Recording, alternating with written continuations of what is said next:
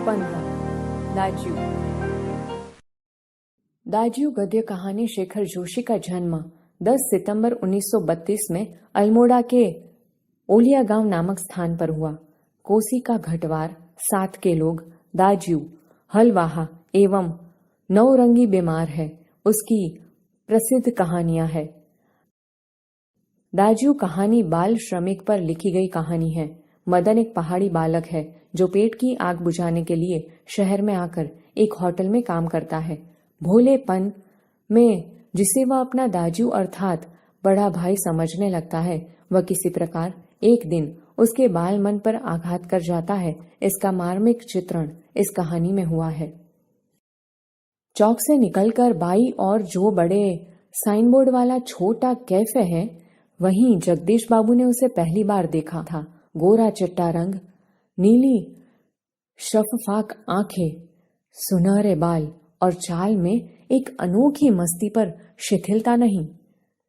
कमल के पत्ते पर फिसलती हुई पानी की बूंद की सी फुर्ती, आंखों की चंचलता देखकर उसकी उम्र का अनुमान केवल 9-10 वर्ष ही लगाया जा सकता था और शायद यही उसकी उम्र रही होगी। अधजली सिगरेट का एक लंबा कश खींचते हुए जब जगदीश बाबू ने कैफे में प्रवेश किया तो वह एक मेज पर से प्लेटें उठा रहा था और जब वे पास ही कोने की टेबल पर बैठे तो वह सामने था, मानो घंटों से उनकी उस स्थान पर आने वाले व्यक्ति की प्रतीक्षा कर रहा हो। वह कुछ बोला नहीं, हाँ, नम्रता प्रदर्शन के लिए थोड़ा झुका और मुस्कुराया भर था, पर उसके इसी मौन में जैसे सारा मीनू समाहित था। सिंगल चाय का ऑर्डर पाने पर वह एक बार पुनः मुस्कुराकर चल दिया और पलक झपकते ही चाय हाजिर थी। मनुष्य की भावनाएं बड़ी विचित्र होती है। निर्जन एकांत स्थान में निस्संग होने पर भी कभी कभी आदमी एकाकी अनुभव नहीं करता।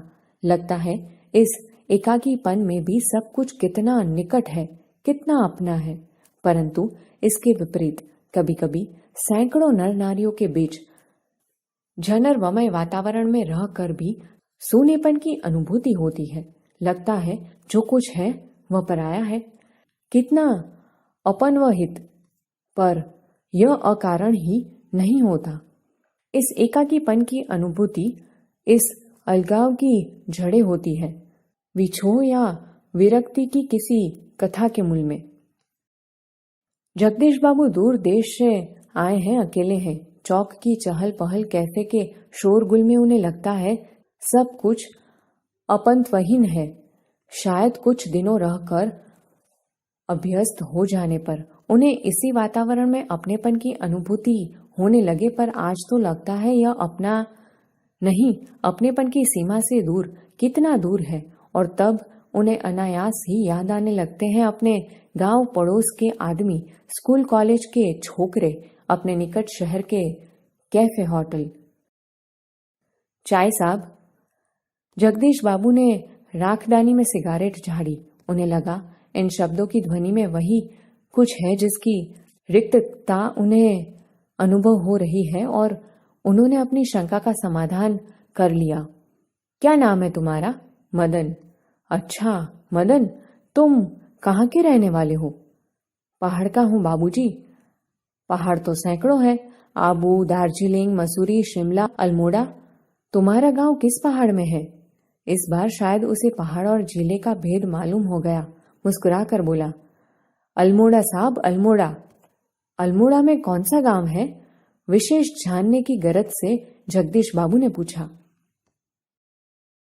इस प्रश्न ने उसे संकोच में डाल दिया। शायद अपने गांव की निराली सगना के कारण उसे संकोच हुआ था। इस कारण टालता हुआ सा बोला, वह तो दूर है साहब, अल्मोड़ा से 15-20 मील होगा। फिर भी नाम तो कुछ होगा ही। जगदीश बाबू ने जोर देकर पूछा।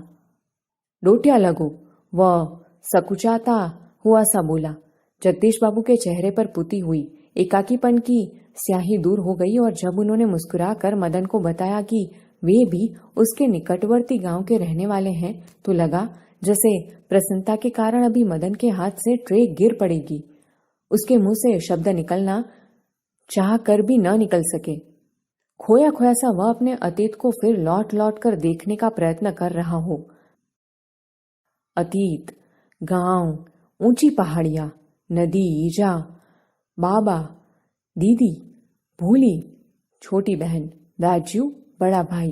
मदन को जगदीश बाबू के रूप में किसी की छाया निकट जान पड़ी। ईजा नहीं, बाबा नहीं, दीदी भूली नहीं, दाजू, हाँ दाजू। 2-4 ही दिनों में मदन और जगदीश बाबू के बीच की अजनबीपन की खाई दूर हो गई। टेबल पर बैठते ही मदन का स्वर सुनाई देता, दाजू जय हिंद। दाजू आज तो ठंड बहुत है। दाजू क्या यहाँ भी हिम पड़ेगा? दाजू आपने तो कल बहुत थोड़ा खाना खाया। तभी किसी और से बॉय की आवाज पड़ती और मदन उस आवाज की प्रतिध्वनि के पहुंचने से पहले ही वहां पहुंच जाता। ऑर्डर लेकर फिर जाते जाते जगदीश बाबू से पूछता, दाजू कोई चीज? पानी लाओ। लाया दाजू शब्द को उतनी ही आतुरता और लगन से दोहराता जितनी आतुरता से बहुत दिनों के बाद मिलने पर भी माँ अपने बेटे को चूमती है। कुछ दिनों बाद जगदीश बाबू का एकाकीपन दूर हो गया। उन्हें अब चौक, कैफे ही नहीं सारा शहर अपनेपन के रंग में रंगा हुआ सा लगने लगा। परंतु अब उन्हें यह बार बार दाजू कहलाना अच्छा नहीं लगता और यह मदन था कि दूसरी टेबल से भी दाजू, मदन इधर आओ। आया दाजू। दाजू शब्द की आवृत्ति पर जगदीश बाबू के मध्यम वर्गीय संस्कार जाग उठे। अपनत्व की पतली डोरी अहम की तेज धार के आगे न टिक सकी। दाजू चाय लाऊं? चाय नहीं, लेकिन यह दाजू दाजू क्या चिल्लाते रहते हो दिन रात? किसी की प्रेस्टीज का ख्याल भी नहीं है तुम्हें? जगदीश बाबू का मुंह क्रोध के कारण तमतमा गया। शब्दों पर अधिकार नहीं रह सका। मदन प्रेस्टीज का अर्थ समझ सकेगा या नहीं यह भी उन्हें ध्यान नहीं रहा, पर मदन बिना समझाए ही सब कुछ समझ गया था। मदन को जगदीश बाबू के व्यवहार से गहरी चोट लगी। मैनेजर से सिरदर्द का बहाना कर वह घुटनों में सर दे कोठरी में सिसकिया भर भर रोता रहा। घर गांव से दूर ऐसी परिस्थिति में मदन का जगदीश बाबू के प्रति आत्मीयता प्रदर्शन स्वाभाविक ही था।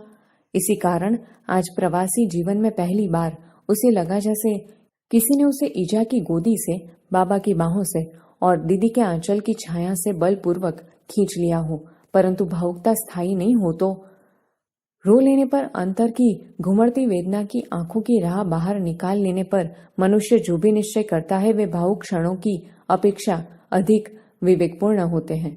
मदन पूर्ववत काम करने लगा। दूसरे दिन कैफे जाते हुए अचानक ही जगदीश बाबू की भेंट बचपन के सहपाठी हेमंत से हो गई। कैफे में पहुंचकर जगदीश बाबू ने इशारे से मदन को बुलाया, परंतु उन्हें लगा जैसे वह उनसे दूर दूर रहने का प्रयत्न कर रहा हो। दूसरी बार बुलाने पर ही मदन आया। आज उसके मुंह पर वो मुस्कान न थी और न ही उसने क्या लाऊं दाजू कहा। स्वयं जगदीश बाबू को ही कहना पड़ा 2 चाय और 2 आमलेट, परंतु तब भी लाया दाजू कहने की अपेक्षा लाया साहब कहकर वह चल दिया, मानो दोनों अपरिचित हो।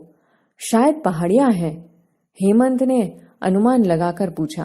हाँ, रूखा सा उत्तर दे दिया जगदीश बाबू ने और वार्तालाप का विषय ही बदल दिया। मदन चाय ले आया था। क्या नाम है तुम्हारा लड़के? हेमंत ने आसान चढ़ाने की गरज से पूछा। कुछ क्षणों के लिए टेबल पर गंभीर मौन छा गया। जगदीश बाबू की आंखें चाय की प्याली पर ही झुकी रह गई। मदन की आंखों के सामने विगत स्मृतियां घूमने लगी। जगदीश बाबू का एक दिन ऐसे ही नाम पूछना, फिर दाजू आपने तो कल थोड़ा ही खाया, और एक दिन किसी के प्रेस्टीज का ख्याल नहीं रहता तुम्हें। जगदीश बाबू ने आंखें उठाकर मदन की ओर देखा। उन्हें लगा जैसे अभी वह ज्वालामुखी सा फूट पड़ेगा। हेमंत ने आग्रह के स्वर में दोहराया, क्या नाम है तुम्हारा? बॉय कहते हैं साहब मुझे। संक्षिप्त सा उत्तर देकर वह मुड़ गया।